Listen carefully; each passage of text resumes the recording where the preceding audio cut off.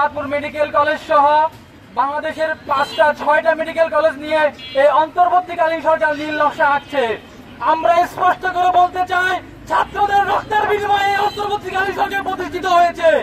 সুতরাং আপনারা যদি আপনাদেরকে আমরা পাঠিয়েছি সংস্কার করার জন্য, কোন মেডিকেল কলেজ বাতিল করার জন্য পাঠানো হয় না।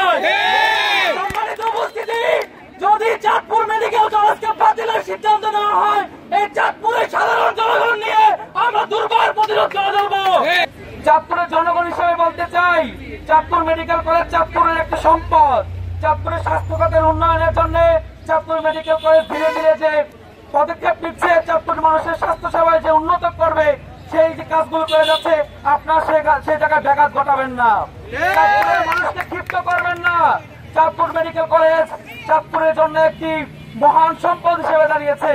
চাঁদপুর মেডিকেল কলেজের দ্রুত সময়ের মধ্যে অবকাঠামো নির্মাণ করার জন্য সংশ্লিষ্টদের কাছে অনুরোধ করছি।